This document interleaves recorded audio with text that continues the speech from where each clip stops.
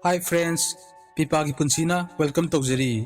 Masidi akoina khaminasi karigumba ama aikoi anambana khanba adubu toina phongnadi wari sanadaba. Attractiveness nasana di khanjaram daba yai adubu aingonda thajau sign khara lai madudi nasana nasabu thagachabadagi hena yamna phajei haiba. Aduna matam ngahak kaithokmina duna khaminasi tasena nangse kayamna sumaningai oige haibase. Aduna haurasi yan hanbada karigumba ama mayek sengna khangmina hausi yengma nungaiba haibase mapan thongki saktam khakki wa nate masidi pukninggi phibam thagatningba pokpa nasana nasabu karamaina loinage haibaduni aduna sida leire sign tara nangna khalluri badudagi hena attractive oi haiba 1 nangonde mijeng thamoi yengamdaba nangna khangamdaba su yai adubu karigumba nangna makhogi aronba mijengdo pharaba natraga mayamna yengnaba mawongdagi hena kuithana yengaba masi khanghanba sign ni makhoigi pukningdo nangonda changi haiba makhoina masana tawjaribado khangera khangmoigera 2 thajadana sakhangdaba mina nangonda minungsi ulappa moina tawribado thadoktuna thong hangdokpa nolakpa mateng pangge hairapara masi tawbagi marandi yengba nungaibase khanthadana afaba pukning huningai oiba mangal amaga loinarei masina makhoida pukning chingjanjaduna nangbu phajana treat tawhalli 3 Nangi friends na nangbu yamna laknaba kariguma nangi friends na toina phagi tawraba nangbu ngaujaba kyam leige natraga nangbu yengbada yamna phajai makhoina uba ngami nangna udabado nangi mahusagi matik mayai 4 nangondagi thaktorokpa mahusagi mangal sina oiba yai nangi clear oiba skin healthy oiba sam natraga mibu koksanba friendly oiba smile kariguma kanda aikhoina thawoide sigi apik apikpa mayamdagi tongan tahanba ngamba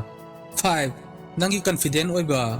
nangna room ama changakpa kanda mai leithokpa nangna khanba yai nangi wakhaldanena adubu karigumba warido chap lepkhraba natraga makhogi phibam murti do adjust tawraba nangna changpa kanda madu nangi mi khonba sumatpadunani 6 thagat wahi hairakpa thajadaba pota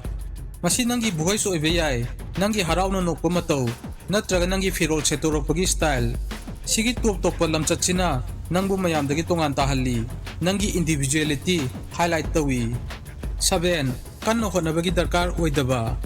karigumba nangna thengnaraba mi khaina nangonda pungning changakpa nangna phajaba firol dress up tawdrasu kanno honadrasu masi mayek senglaba sign amani mahusagi phajaba amadi charisma gi 8 nangna haiba mina taba karigumba group amada mipum khudimangna nangonda attention piraba masi nangna hairiba khaktugi nate masidi nangna karam haina haige haibadugini masidi nangi migi pungning laksanba personality ni 9 nasana nasagi khwaidagi yaningdaba phongdokpa oiba yamna attractive oiba mi khaise toina masabu uba ngamjade mi ataina ubadawna kariguma nangna kai hena nasagi matangda yaningdaba phongdo adi nangna marang kaina nasabu thagatlamdaba yai 10 mina nangga loinabada comfortable feel tawa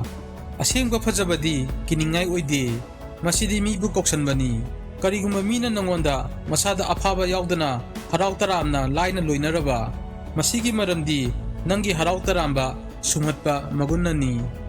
aduna sida leire sign tara nangse nangna khanbadudagi hena attractive oi haibagi